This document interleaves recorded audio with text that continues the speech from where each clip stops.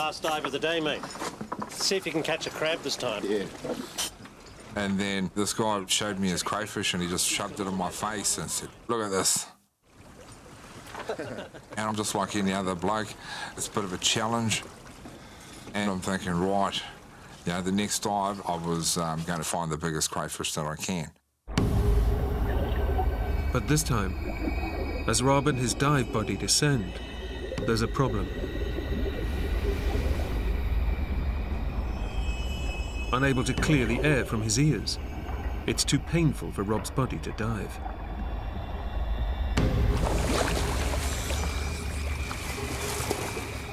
I felt gutted.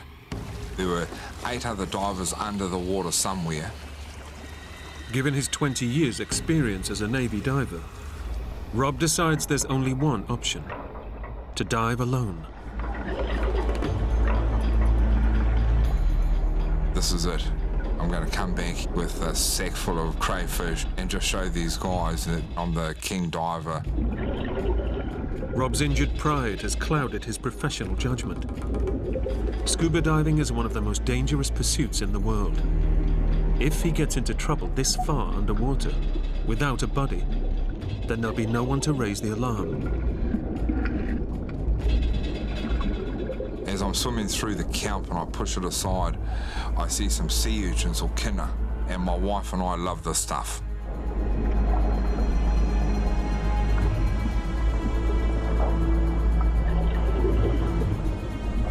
The urchins will make a good starter, but Rob's after the main course: crayfish.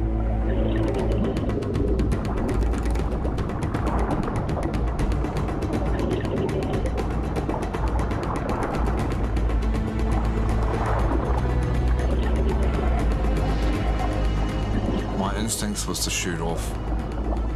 Didn't care about the depth, I just shot straight after it. I start making my way through the kelp and the seaweed, looking around every nook and cranny.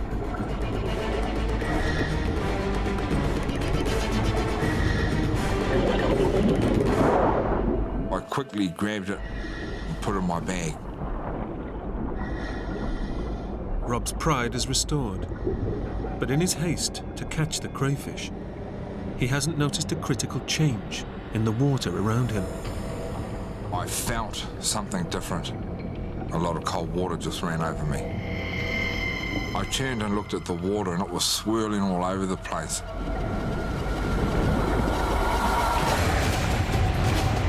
Suddenly Rob's hit by a powerful rip current, a narrow channel of fast-moving water that instantly drags him away from the dive site. I'm tumbling around, not knowing what's up or what's down. In the unstoppable current, Rob risks drowning by losing his breathing apparatus or smashing into an underwater boulder. I can feel myself getting deeper and deeper. And I remember thinking to myself, was this it? Was this death?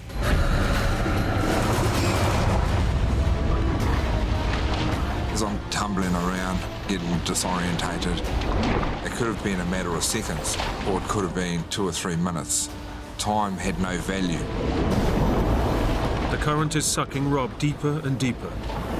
If he hits a rock, he'll be knocked unconscious and drown. My ears are starting to pop, and I'm finding it hard to breathe.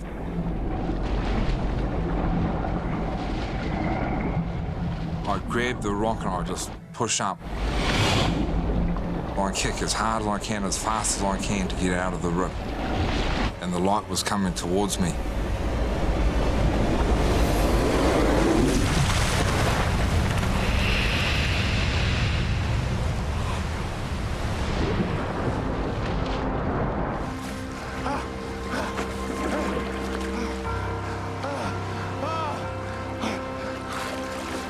Oh, thank God!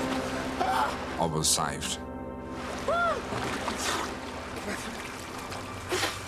My train of thought was that I'd only be around about 45, 50 metres on the stern of the boat.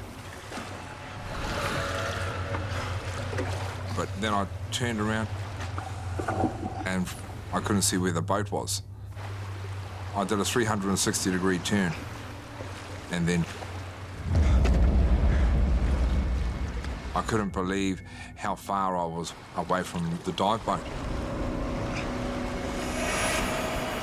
In a matter of minutes, the current has pushed Rob nearly a kilometre from the boat.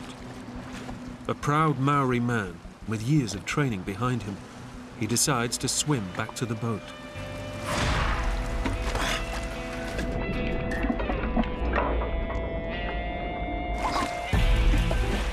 I don't want to be judged by my peers. Rob Hewitt, he was the guy that got rescued 3 days before he left the Navy. I've done a lot of swim training with my dive gear on. This was my second home. I would kick as long as I needed to kick, and I would get to where I needed to get to. But despite paddling hard, the boat doesn't seem to get any nearer. What?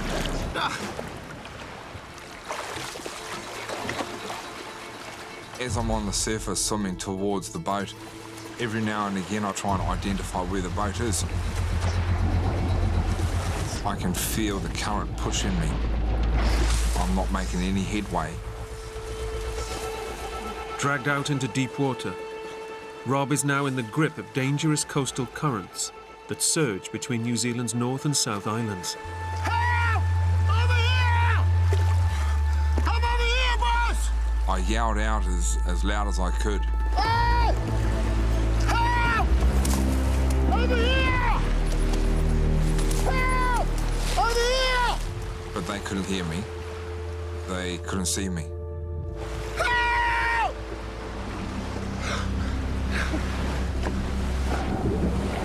Rob's diving gear keeps him afloat, but it's impossible to swim to shore. The current continues to push him further out to sea.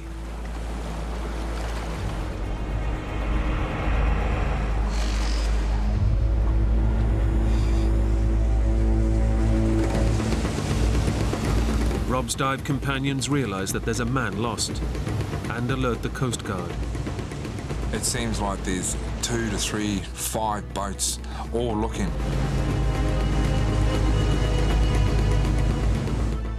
They're all looking in the wrong place.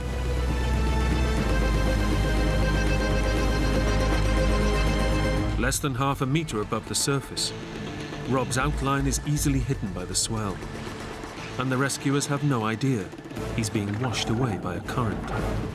I need to get rescued by anything or anyone just to get out of the water. But as minutes turn to hours, the coastal waters suck him away from the search area, away from land, and into the deadly Tasman Sea. It's been 20 hours since Rob was first swept out to sea. Alone and terrified, he's desperate to talk to someone, or something. One of the things that I've been told about being out at sea was that loneliness was going to kill you. But Rob is not entirely alone. Looks like it's just you and me then. Huh? I saw my crayfish that I'd caught. At this point in time, this crayfish was the closest friend that I had. I called him Tama. Even though I knew this was crazy land, you know, a crayfish can't talk back to me, but I'm having a conversation with this crayfish. So, buddy, what's your plans for the weekend? Huh? Swimming.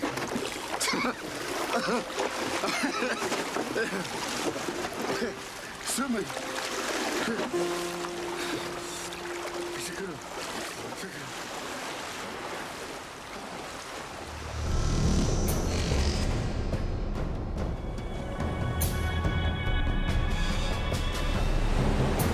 After the calm, a southerly wind begins to lash the surf. The wind got stronger. The waves are pushing me from the left to the right, kicking me in the back and punching me in the front. My eyes are stinging, I can't see anything. And as I was wiping the water away from my face, unbeknown to myself, I was actually cutting away at my face with the Kevlar gloves that I had on. 28 hours of constant soaking has left Rob's skin loose and vulnerable to bacteria and injury.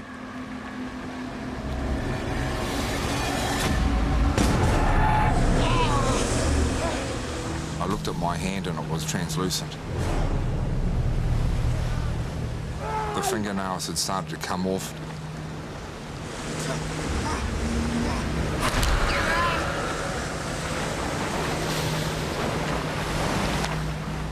The pain that I felt was unbelievable. The sea is slowly killing him, and there's nothing he can do.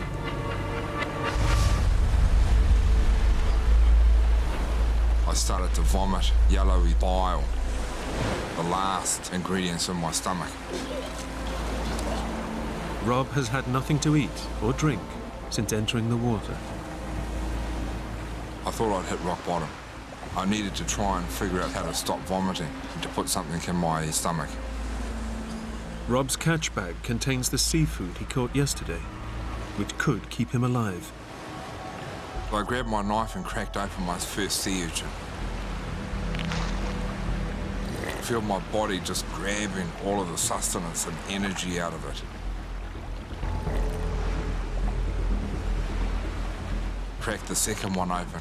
I shoved all of the guts and the roe down my throat, eating and licking away at the shell. I looked into my bag. I saw Tama sitting there, still flapping, still alive. Naming and talking to the crayfish has eased Rob's crippling loneliness. But the time for sentiment is over. Sorry, Tama. Sorry, mate.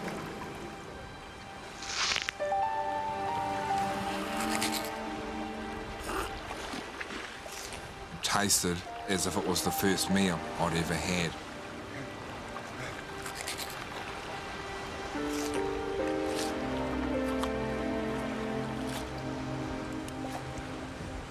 The feast has bought Rob more time. But over 20 kilometers out to sea, his chances of being rescued are increasingly unlikely. And with no fresh water to drink, Rob knows he needs a miracle if he is to survive.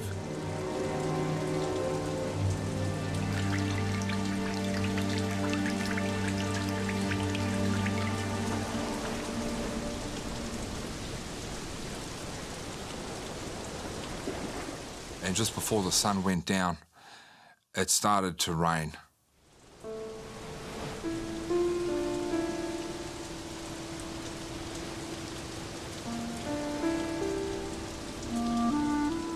Down into my mouth, onto my swollen tongue, and opened up my mouth as wide as I could. The fresh water that landed on my tongue and around my lips was unbelievably great.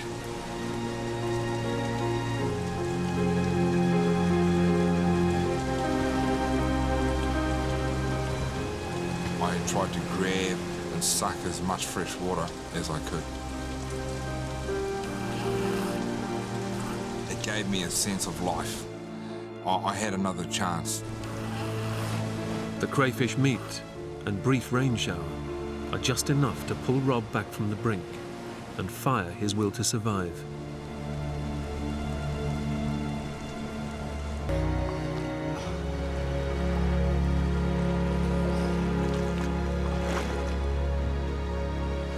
His thick wetsuit still keeps him afloat, and with clear skies above, he feels a glimmer of hope returning. The weather on the third day was beautiful. It gave me hope that I'd be rescued.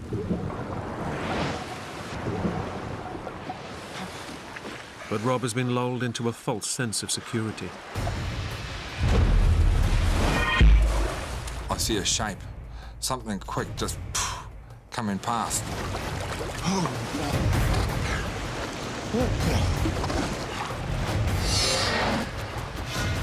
I don't know what type, but a shark's a shark. I grabbed my knife out.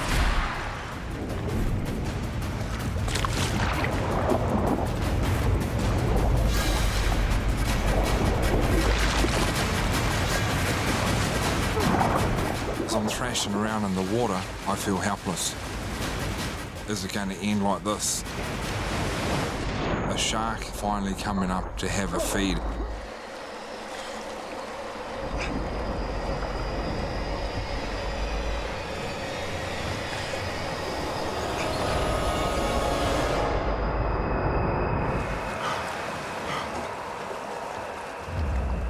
I just stayed there motionless.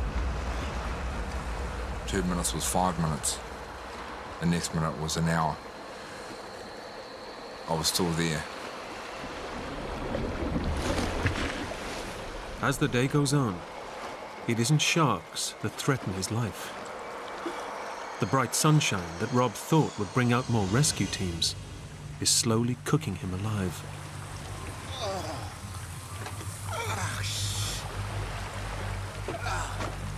The sun was beating down throughout the whole day.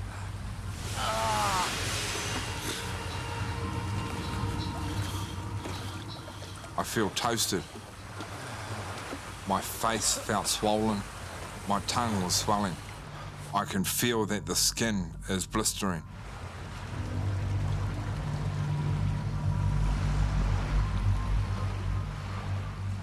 All of the cuts and the scars along my face were starting to bake, and the water, the salt water, was getting into the cuts.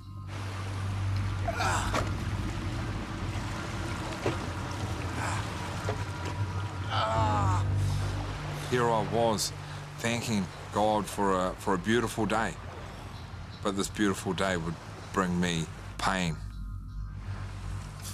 In normal conditions, the human body can go 3 days without water, but that's vastly reduced in the ocean. Having drunk only a few drops of rainwater, Rob is dying of dehydration. The relentless sun only makes it worse. There was only one place for me to hide, and that was under the water.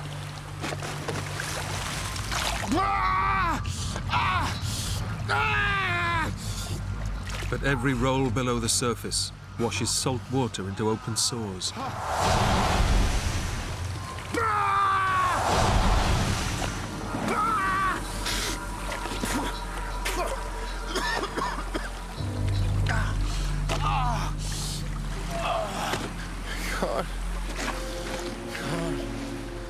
I could hardly breathe.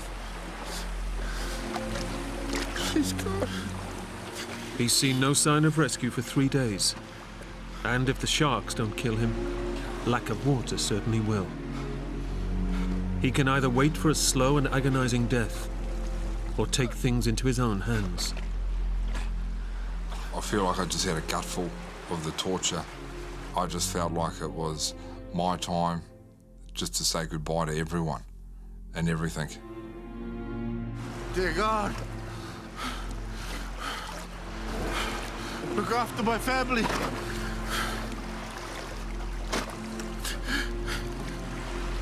Look after my family. Oh.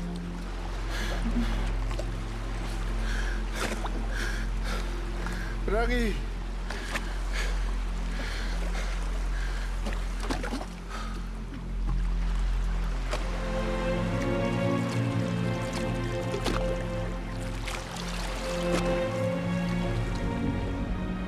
As I'm under the water, I can feel my heart beating, as if it's beating out of my chest. I can just feel the thump, thump, thump in my head. Oxygen is wanting to get there, but I'm not allowing it to. I just wanted to kill myself.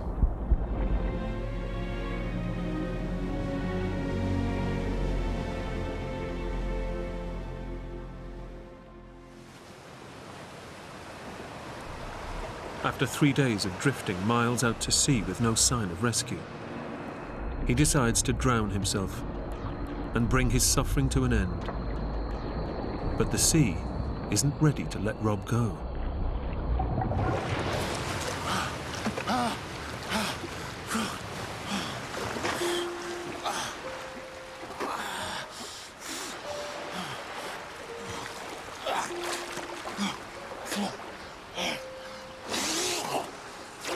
When I came to, I felt gutted. I couldn't even kill myself properly.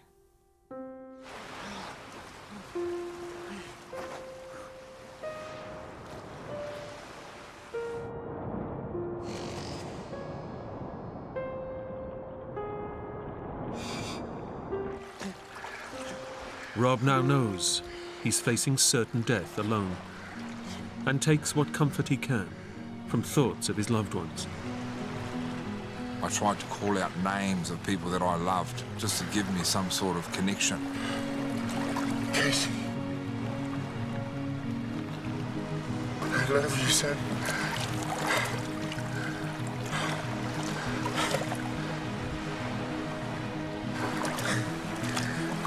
Fire.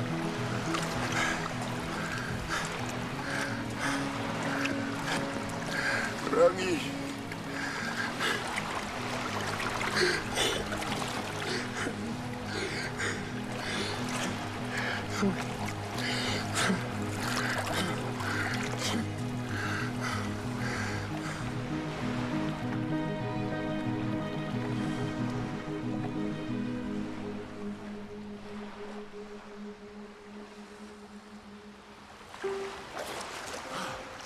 Rob has now drifted over 60 kilometers. Ironically, the ocean current that pushed him north switches and drives him back towards the dive site. But approaching a third night in the water, Rob is too weak to notice. I thought to myself, well, if I wake up in the morning, I'll wake up. If I don't, I'll be with my grandparents.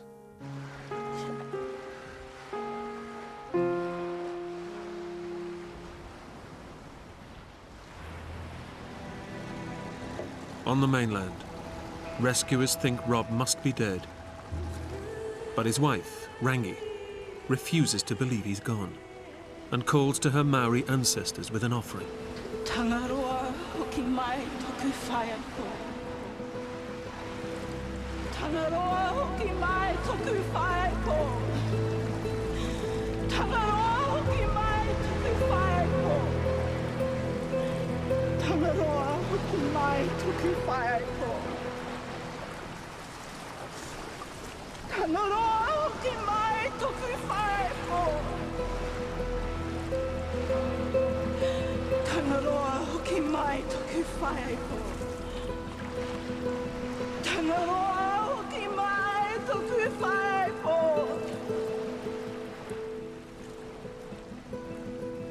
I had my greenstone, which one of my grandparents had given me, and tied it with my daughter's stone that Rob had given to her. While I was doing that, I was doing a calling out to my ancestors to return him back to us.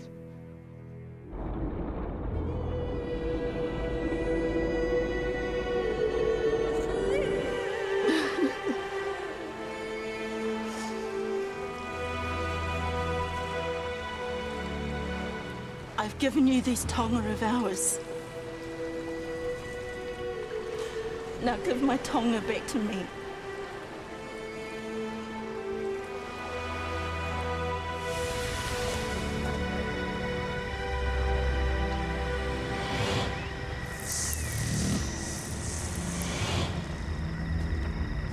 Rangi's prayers may be too late.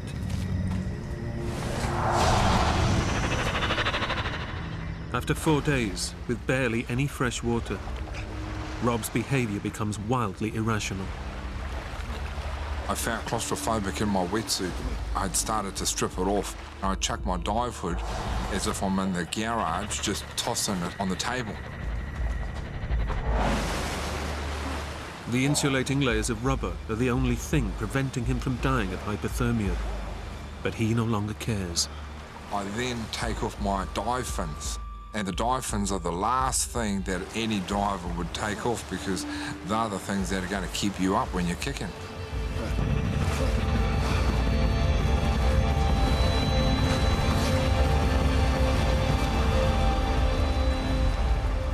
Nearly 75 hours since he first dived for crayfish, Rob is unaware that the ocean current has deposited him back where he started, near Manor Island. And he's ditched all the gear that has kept him afloat and alive.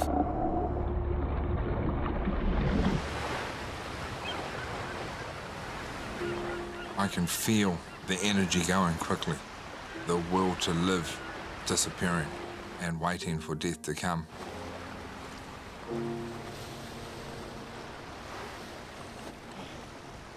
All I can see is a white fluffy cloud just sitting there. I was sad for my children, my family. No one would have known that I at least tried to stay alive for 3 days. Tried to stay alive for them. But all I'm worried about and concentrating on is that cloud.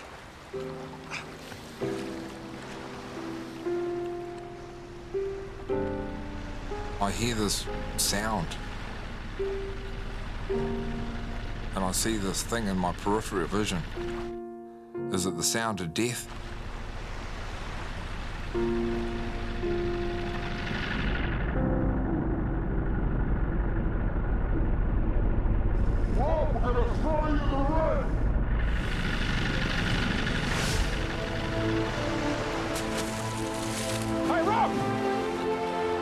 The Maori gods have answered Rangi's prayers.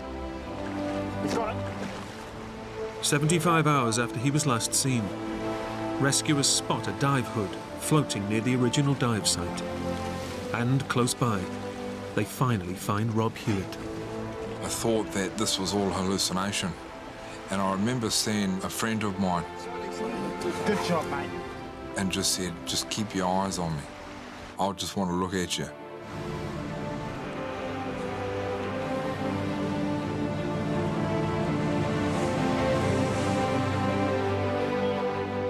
Rob was rushed to hospital, suffering from extreme hypothermia, chronic dehydration, sea lice and sunburn. He'd lost nearly 10 kilos in weight. 14 months later, my wife and I had a daughter called Oho Mairangi, which means the awakening. Rob finally retired from the Navy. He now works as a diving instructor in the very waters that so nearly took his life. I'm happy and I'm alive. And that's what really counts.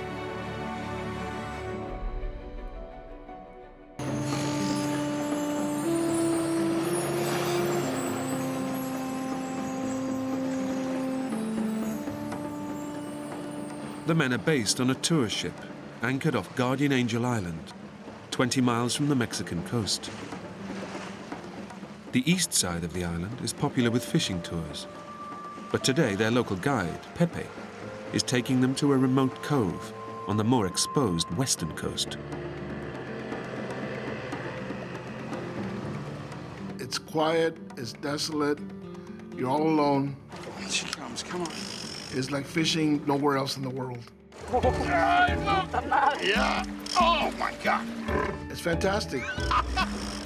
I can't believe it. Look at that, Joe. Try another lure. Get out of here. You think I don't know what I'm doing? Well, how many have you caught today? Nothing.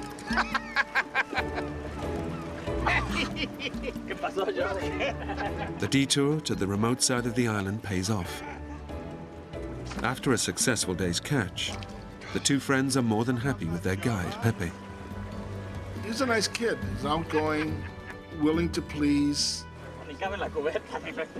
Pepe did not speak any English at all.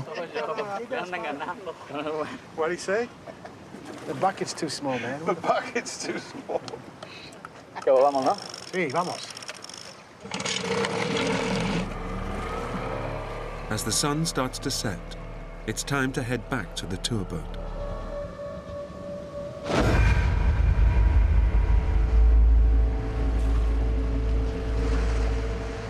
But after an hour motoring south along the island's coastline, there's still no sign of the tour boat. And Pepe has more immediate concerns. Joe. Ya no hay gasolina. ¿Cómo cae la poca gasolina? He tells us, I think I'm running out of gas. What's up? No fuel is what's up. Oh, it just gets better. It was a bad situation. It was dangerous. They have just minutes before the engine cuts out. And without power, Joe knows they can't steer the boat and could easily be swept out to sea by the currents. I said, let's beach this while you have power. Vamos a la playa. ¿Qué playa? Pura roca, no puedo para allá. Their only hope is to make it to land. But the island's coastline is a fortress of jagged rocks and sheer cliff faces. He said, there's no beaches. This whole island is rocks.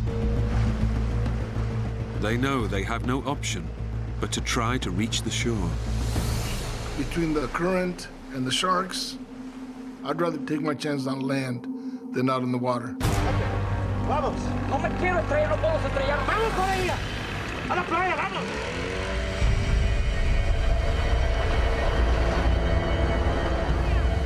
The only thing you can see is the white of the pounding water on the rocks. We were scared. Their only way to reach land is to power the boat directly into the raging surf. But just as it seems they'll make it safely,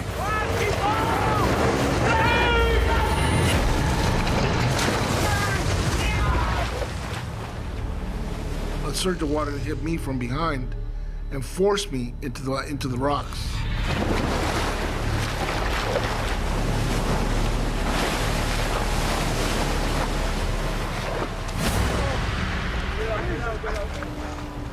the men make it to shore.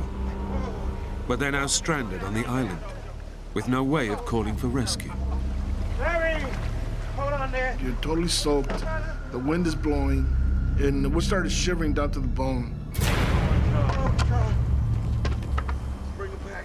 The men search for driftwood and build a fire, Made a fire before. using up their last few drops of fuel to get it going.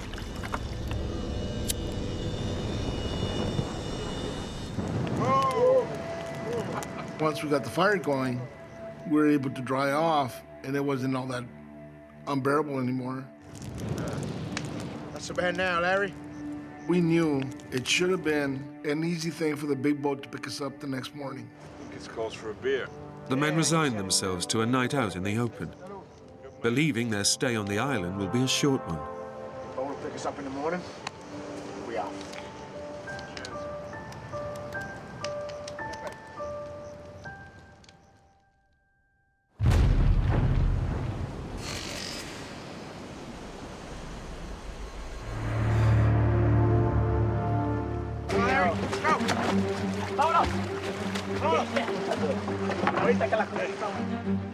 With no fuel for the boat's engine, they'll have to row to the mainland. But it's a 20-mile journey across open seas. It was an unbearable hot day, probably close to 100, but it felt good to be doing something. Out. Get the rhythm. In. Keep this up, guys. I'll make it. In. We actually thought we could make it.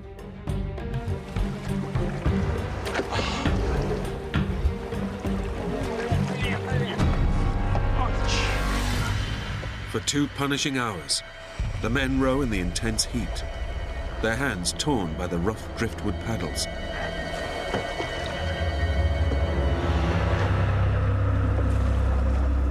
I'm getting exhausted. I am getting to the point where I'm just gonna drop.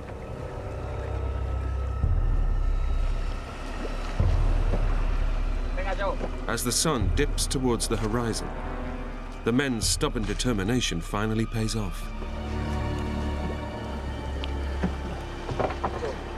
¿Qué es eso? Mira, mira, mira, para allá, barcos. ¡Hay barcos! Aquí! You can see people on boats.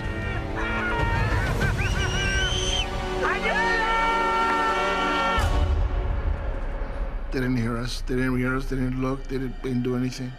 They can't see us. Joe, keep paddling.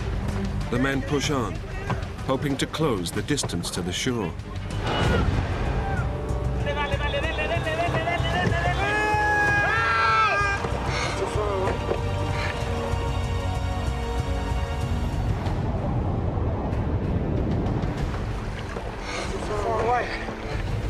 Now we couldn't make any headway. The tide has turned, and it's pulling them backwards. Come on, Joe, come on! We're trying frantically to row faster. Come on, take it on. Come on. Come on. Stop that. Come on. We're not moving. We are in some deep trouble.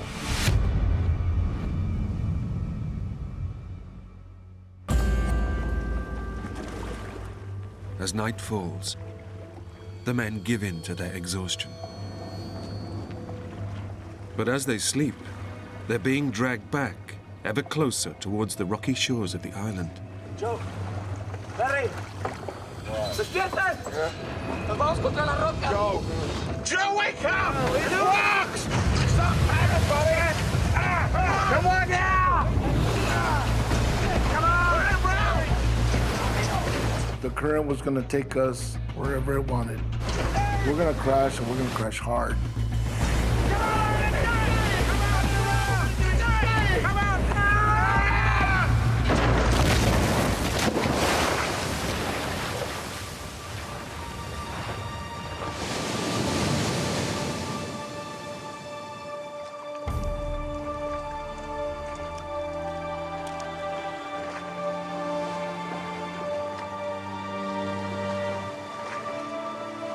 Joe and Pepe make it safely to shore. But Lorenzo is thrown violently onto the rocks, severely spraining both of his ankles. The three men's attempt to escape the island has failed, and their boat is now completely wrecked. We didn't talk much that night. Lorenzo and I were pretty down in the dumps. We were depressed. 400 miles away, in California, Joe's wife receives a phone call. That was when I learned that they were missing.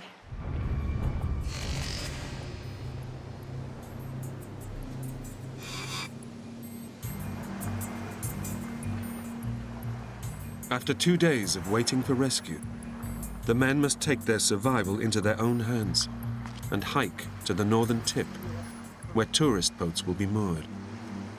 But it's a daunting journey. This island's 20 by 40 miles. It's uninhabited. There's nobody there. Pepe told us that there probably is commercial fishermen or the tail end of the tourist boats at the northern end of the island. And if we get there, we will be picked up. But the men have no idea how far down the coast they are. And they could face a 40-mile hike along the entire length of the island. The coast, as I saw, was the only logical choice. Nobody is going to go inland to look for us.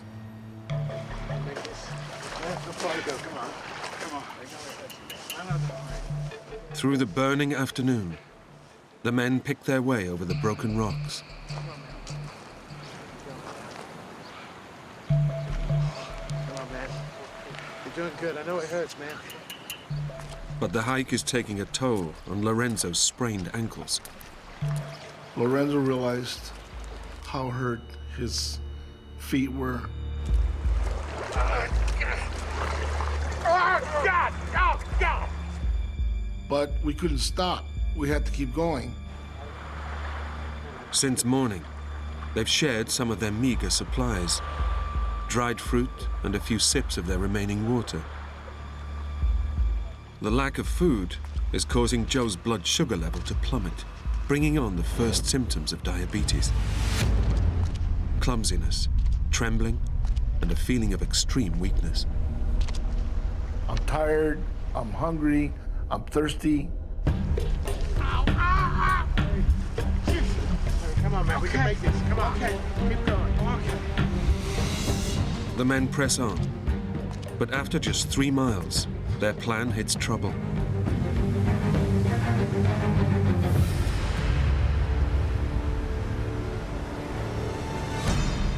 Their route north has come to a dead end. They can go no further. We're saying to ourselves, what the hell did we do now? La corriente ahorita está pesada, pero con cuidado podemos cruzar.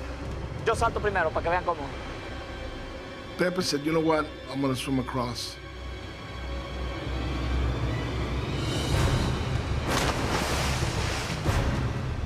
Between the current and the rocks, I didn't think he had much of a chance to make it.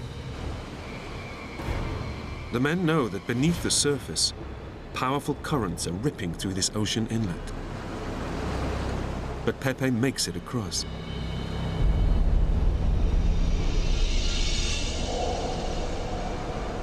Wish me luck, buddy.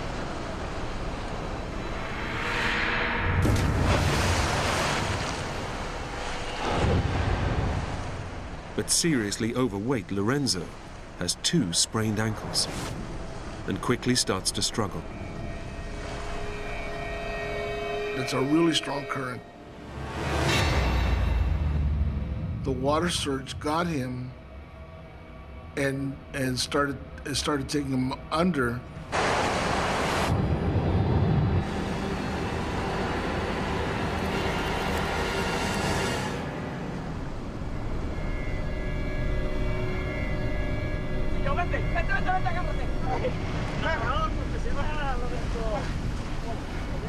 Joe! I did it! Joe! Now it's Joe's turn. I know I'm not a strong swimmer. Joe, jump! But he's paralyzed with fear. Joey! The hell with it. I'm not doing this. After a day's hiking, with little food, Joe's blood sugar level is crashing, bringing on extreme confusion. Come on, Joe! Stay here! Joe! I just said, you guys go ahead, go on. I'm just gonna die here. I can't do it! Joe! What's the matter with you? It was terrifying because I was afraid of getting pounded on the rocks. You get over here! Jump now! Joe! Lorenzo encouraged me the way that we always talk, challenging each other, Joe, jump for me! Gotta stay here. daring each other to do something. Joe! And Lorenzo saying, don't be a sissy. Jump now!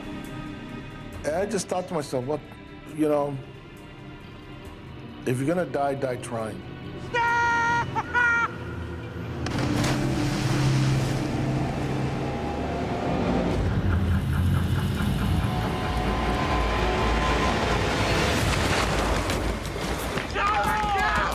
Yes, Joe!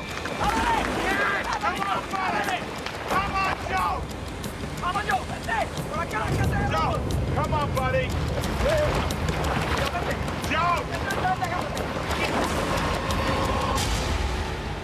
I was a sissy for nothing.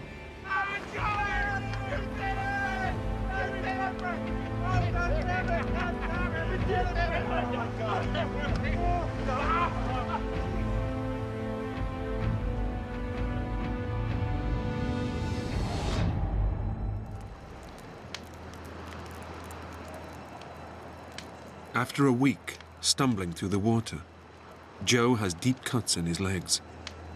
They're becoming infected, and blood poisoning is now a real threat. If it sets in, it could kill him within hours. This could be a lost cause. I could die here. And I told him, look, I'm gonna write a letter to my wife and my kids in case something happens to me.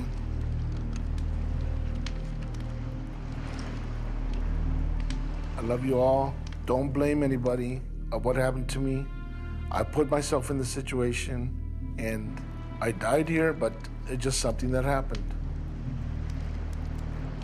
Joe asks Lorenzo if he too wants to write a message to his loved ones. Hey, Larry. No. I don't want to do that right now. And he said, no, I don't want to do that. Not yet. I don't want to be doing this. Maybe he didn't want to really face a situation we're in or what the outcome might be.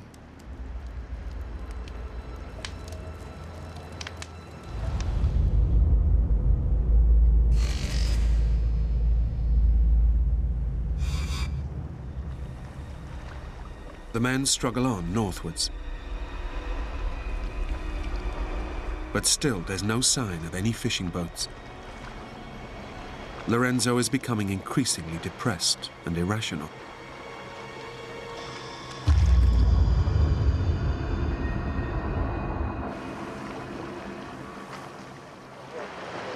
Stop. We gotta go back. I lost my glasses.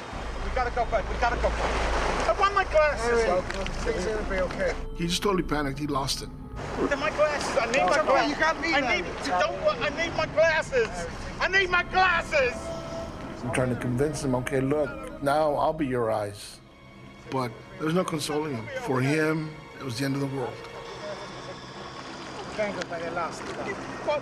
Lorenzo was starting to lose touch with reality.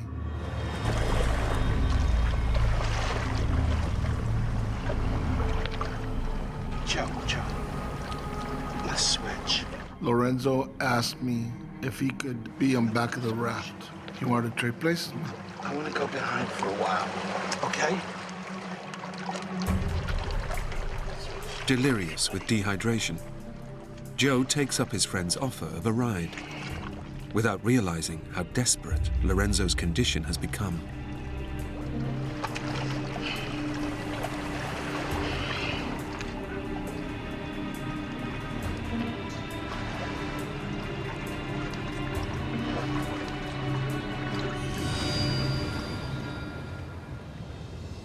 I heard a gurgling noise behind me. Larry!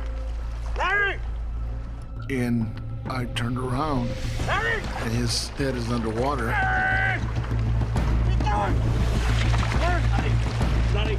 I told Pepe, he's in trouble. We must get him out of the water. Ayúdame, Joe.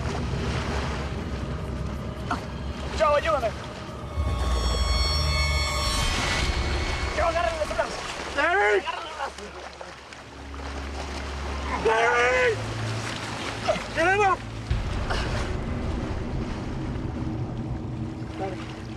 Larry! I'm talking to him, and there's no response. Larry! Larry! The look on his face it wasn't right. Larry! I start checking for a pulse. I checked his neck, his wrist. It was just nothing.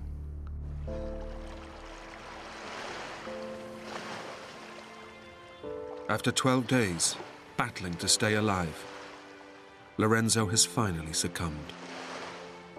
I told Pepe he's dead. He passed away.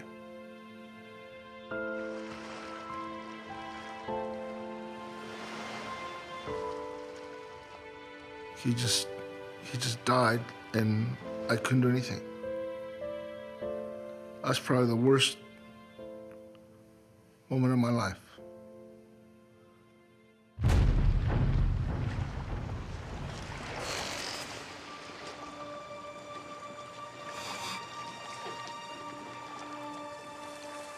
Joe decides to leave his best friend's body on the beach, in full view of the ocean and any passing boat.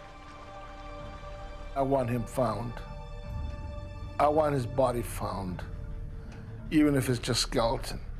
I want him to be found, be taken home.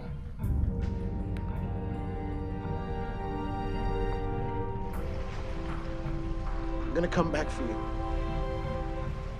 I said my goodbyes to him, and I told him that I have to leave. It broke my heart.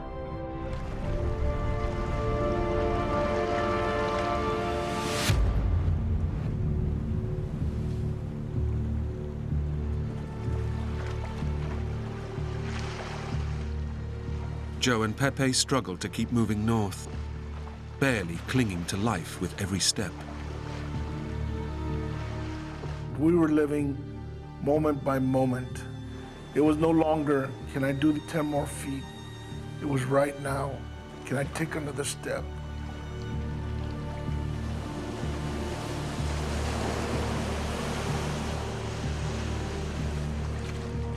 Battling his diabetes, it's a miracle that Joe has survived 13 days without food or proper water. But now he fears the end is near, and he faces an agonizing, anonymous death. If I die, nobody is ever gonna find my bones. I was at rock bottom.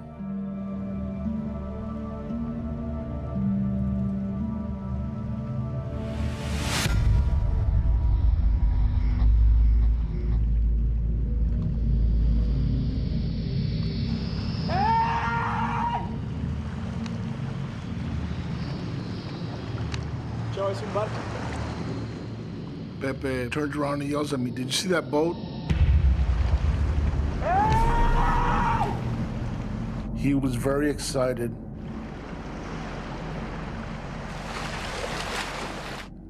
I didn't think there was a boat. I thought he was hallucinating.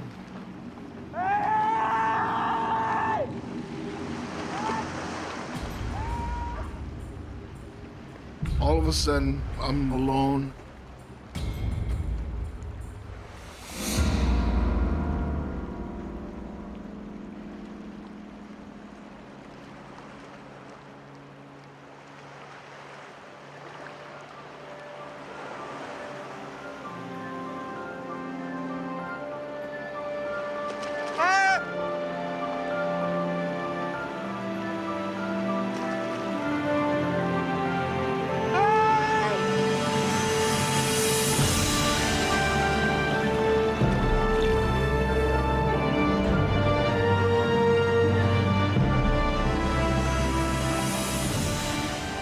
Joe and Pepe are finally saved by two Mexican fishermen.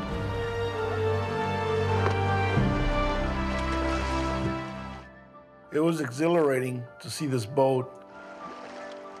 Thank God this is over. I was relieved, like a big burden had been lifted off my shoulder. That afternoon, Joe's wife, Margaret, gets a call from her son. He says, they found Dad. He walked out this morning. The fisherman picked him up. He's okay. I mean, I was elated, but at the same time, I just knew that there was more wrong. He told me that Lorenzo has passed away. And I says, oh my God. Seeing my wife, my son, my daughter, all of them, it was great. I just felt bad that Lorenzo wasn't there to share it. The family has already sailed 20,000 miles. You all set? They're now on the last leg of their journey, leaving the South Pacific island of Raiatea and heading for Australia, 3,500 miles away. Australia, we were going to sell the boat and go back home and put the kids back to school and go back to work. Okay, guys, come on, let's go.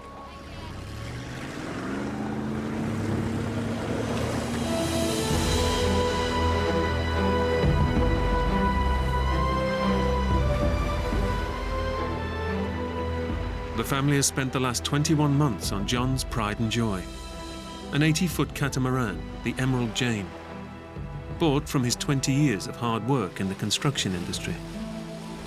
There's a clanking sound up at the mast. Something that had never happened to us before.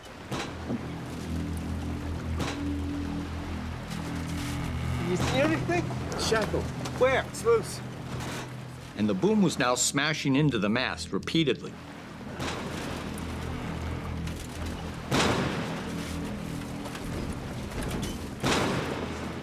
And we wrestled with that problem for probably 2 hours. But John and Ben can't fix the sail. Yeah, I think we leave it for the night, Ben. I say, look, we'll fix this thing in daylight. Watch it side. We have to drop the mainsail down. And we continue on like that.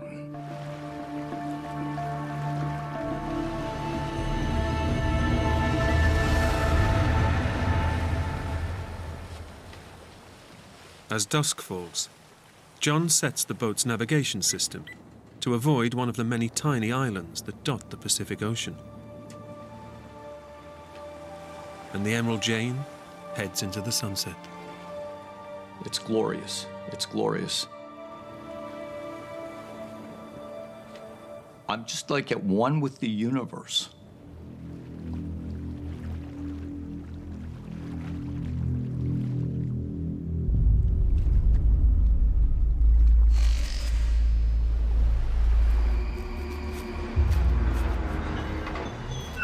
I start to hear this scraping sound.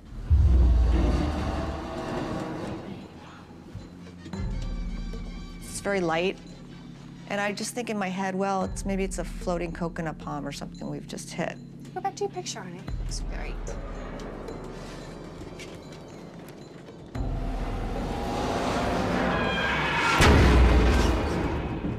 There's this sharp bang sound. Then it starts to get louder and louder. I run into the salon. Like chalk on a board on steroids, man. It's just ripping our ears apart. And my son's voice coming from the cockpit, one word. Reef! Reef! He's screaming, reef. We looked at each other in horror. And in that same second, I hear this big boom. I just got thrown a good 5-10 feet. The Emerald Jane has smashed into a submerged coral reef. John slams the boat's engines into reverse.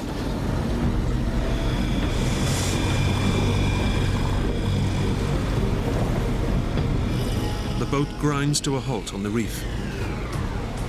But their ordeal has only just begun.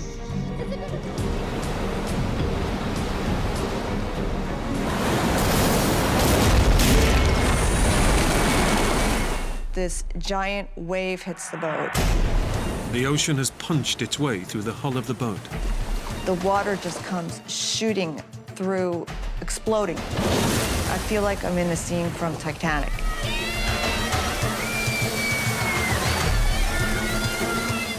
I just looked at John's eyes, and you can tell he's scared. He's really, really frightened. He doesn't know what to do, and I don't know what to do. The whole dream of my life was all disintegrating right in front of my eyes.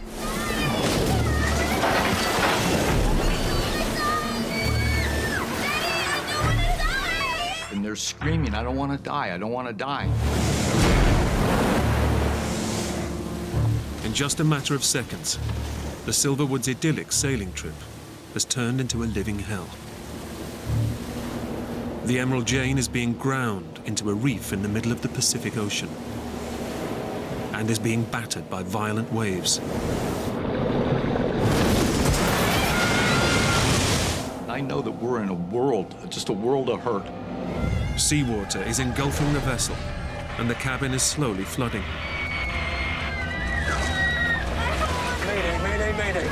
This is the sailing vessel Emerald Jane. We're at latitude and longitude.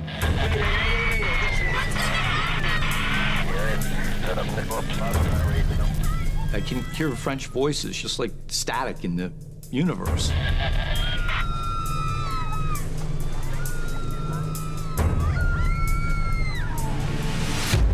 But I can't get through. The boat's satellite phone should work anywhere on Earth. It's a direct line to call for rescue. And my hands are shaking so hard.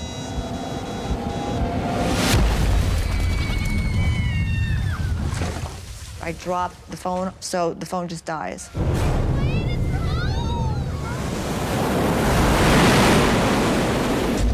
One of these big waves breaks directly over the middle of the boat. Dad!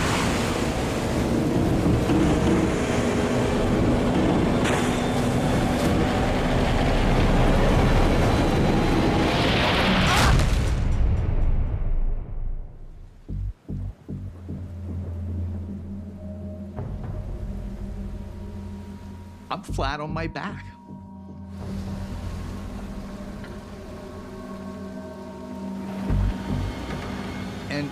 And I look down, and what I see is just impossible.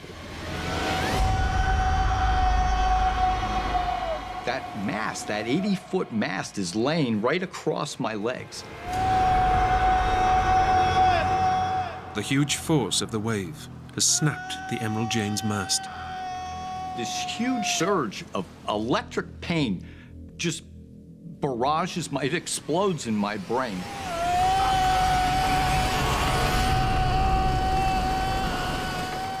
I heard my dad scream.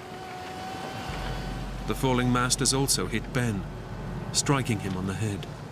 My head was just pounding, like my ears were ringing, and I could feel like, you know when you can feel your heartbeat in your head? And the next thing I know, there's Ben's face, you know? He's got blood coming down both sides of his face, and he's looking down at me. And I pull myself up and doing a sit-up. I'm confronted with these two white bones, the remains of my lower leg, and they're shattered.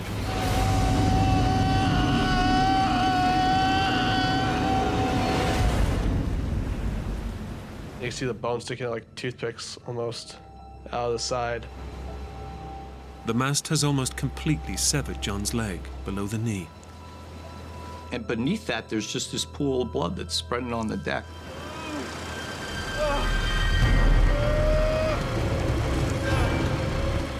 Ben tries to free his father from under the 2,500-pound mast. This thing is 80 feet long.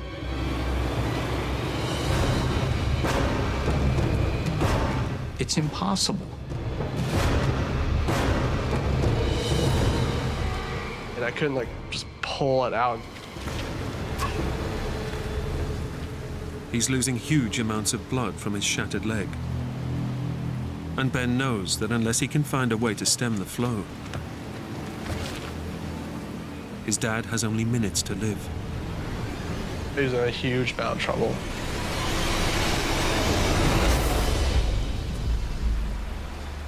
Dad! I said, Ben, my leg's broken. I'm trapped. You're in charge of the boat now. You've got to take care of the family. I watched his eyes. I could watch his expression and how it changed. Becoming a man.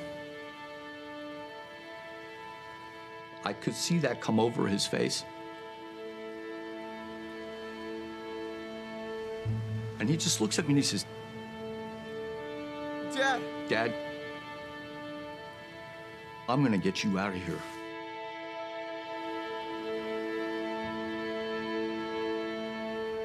I really didn't think about what the actual burden was on me or the responsibility. My reaction was just to keep doing stuff. Or his dad will die. Within minutes, there's my son. It's gonna hurt. And he's got an idea. He takes that line and he wraps it around my thigh.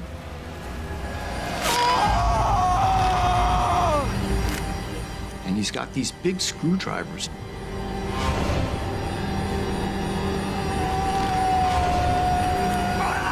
I wrapped it around as many times as I possibly could and then linked it together.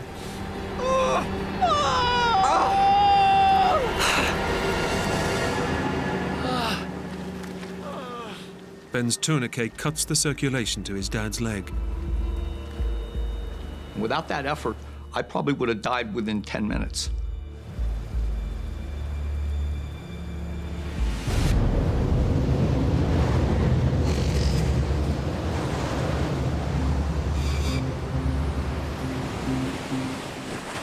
With John pinned down beneath the immovable mast, the Silverwood family can do nothing but hunker down and pray for the waves to subside. But there's just no let-up.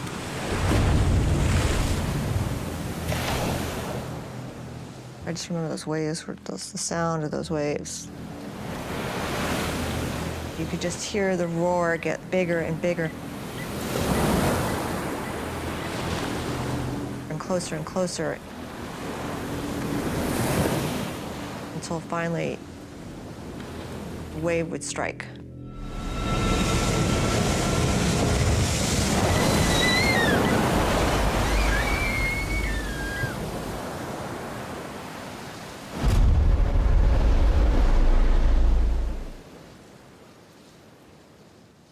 Out of that whole horrible abyss that I was lost in, there just came this single word, and that word was no. I wasn't going to quit. I was going to fight. I was not going to give up.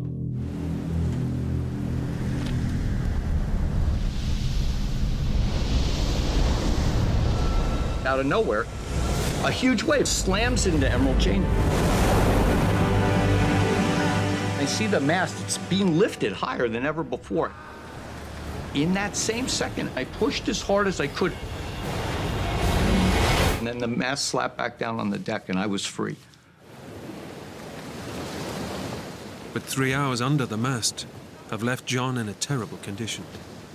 It made my stomach turn just to see his leg just hanging by, I mean, literally a piece of skin.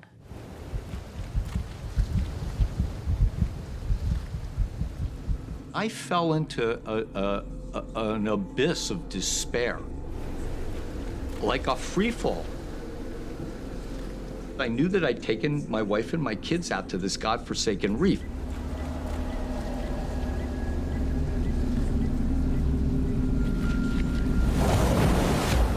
This whole thing was my idea. I understand completely what's going on. I was not concerned about myself. If there was no way to get me in, well, that was that.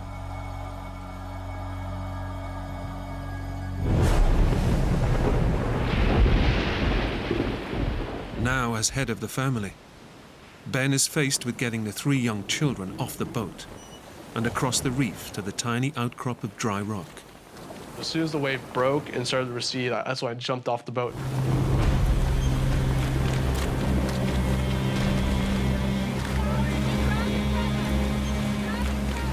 The reef is so sharp, the little coral spikes would go right through my sandals.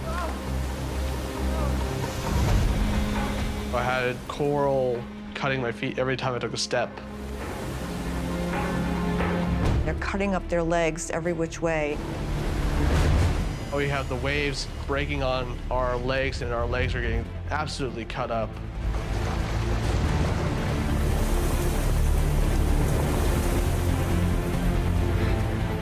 At that point, I gave my brother the little emergency beacon. Hold this, keep tight, yeah. I told him, Jack, do not let go of this. This is our only way anyone can possibly find us.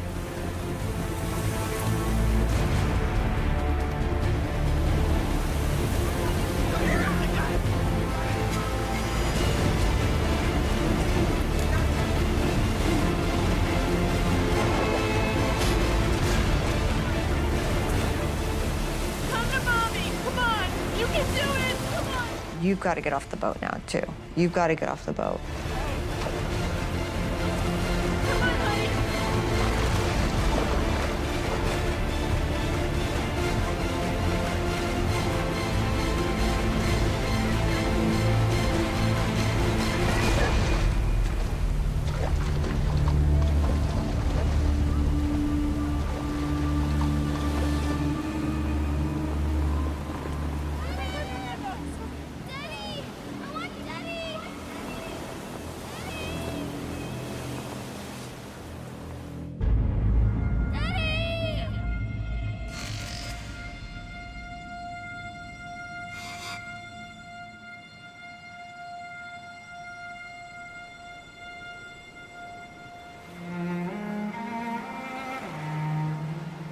Alone on the boat, John is now in the final stages of life.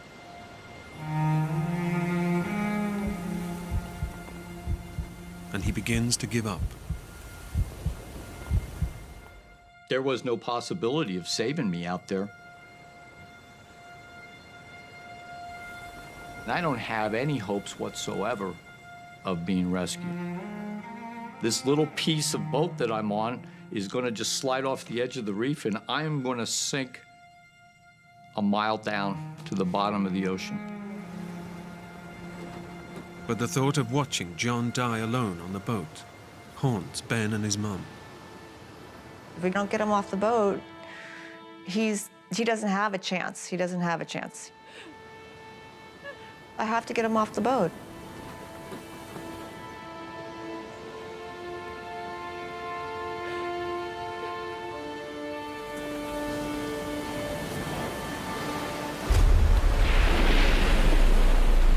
Ben decides to head back to the boat.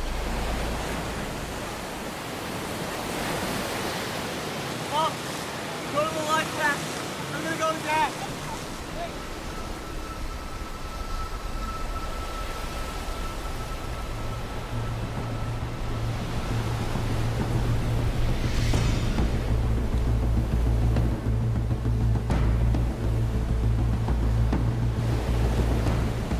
But the life raft is hopelessly tangled in a web of rope.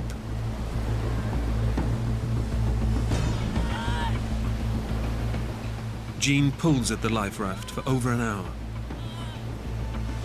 Every bit of my mind, every bit of muscle I have, I'm grunting, I'm practically drowning out there.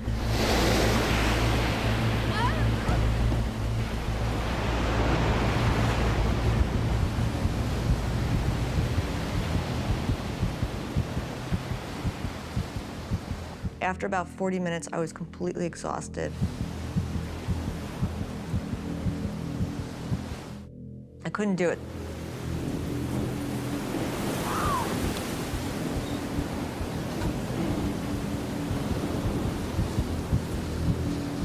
Jean launches into a frenzy, a crazed frenzy, trying to push this raft out. But just as it seems it will never be freed, The life raft just comes popping out. She just yelled at me like, I got it, I got it.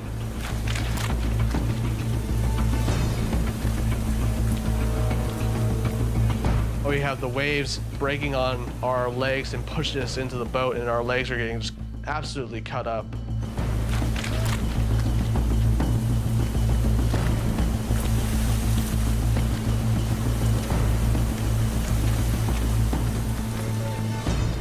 I had to use all my strength to just lift his upper body and slide that in.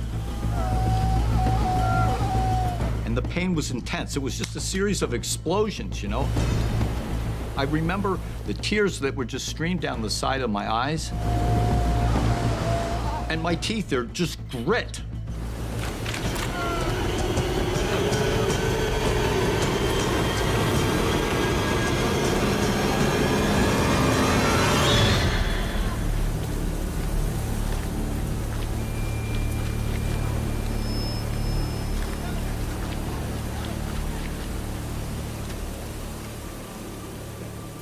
My son was the ray of hope, the ray of light, the steady hand.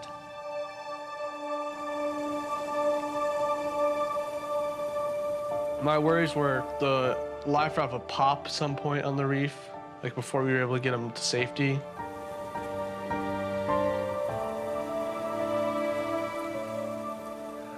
Every one of those steps, there's just these explosions of pain. It's just pure agony, you know?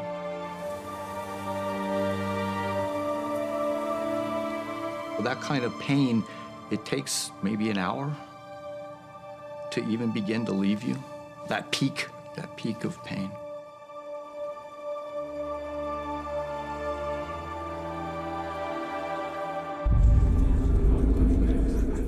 finally, the whole family is off the boat. But it's been 10 hours since they crashed and set off their emergency beacon. And John is close to death. I knew my dad didn't have very long to live. I knew he wasn't going to last like till the next day.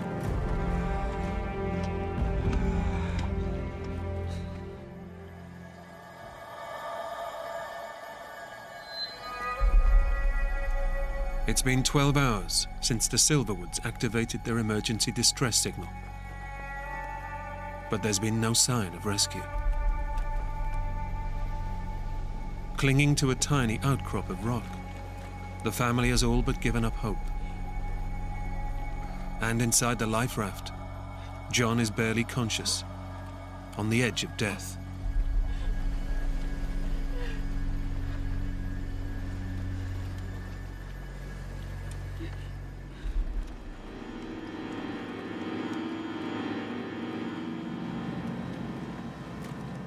I'm surrounded by darkness. I don't have any connection with reality.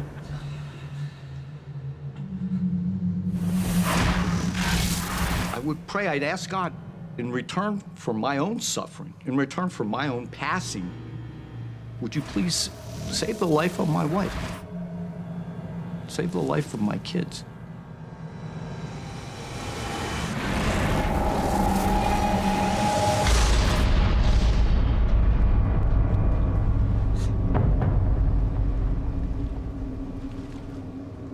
Ben has done everything he can to save his dad. He can do no more. He's now resigned to his father's death.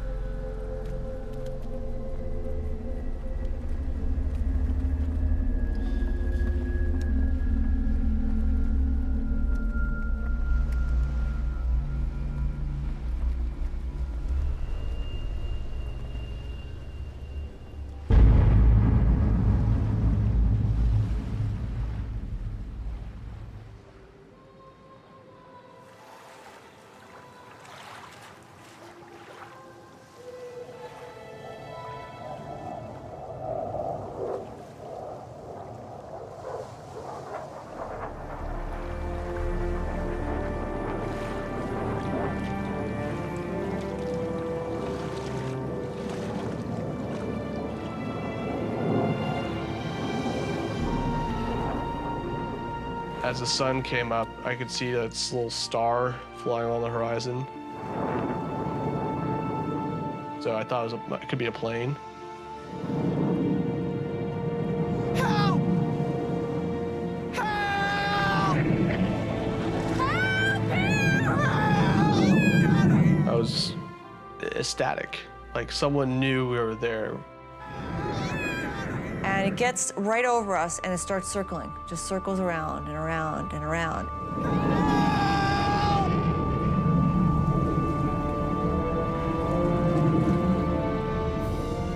But no sooner has the plane flown over them than it disappears over the horizon. I could see the glimmer from the star kind of just diminished. Our hearts sank because we realized, we're not going to get rescued.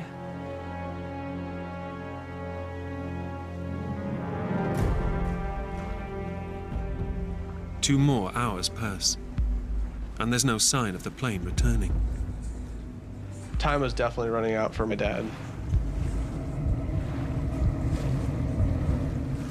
We need like a medic or a doctor here now.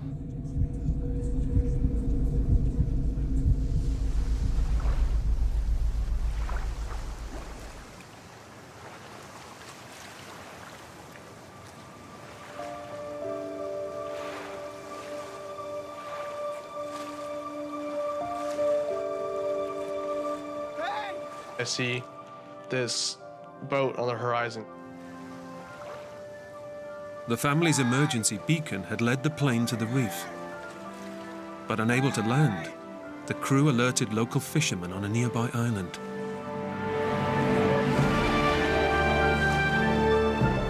"15 hours after their boat was shipwrecked, their ordeal is finally over." That was when I finally let go. I just grabbed Ben and I held him and I cried. I can't even tell you the feeling of elation. I was just relieved, like I just dropped a huge bag or something. We're actually going to get out of this situation.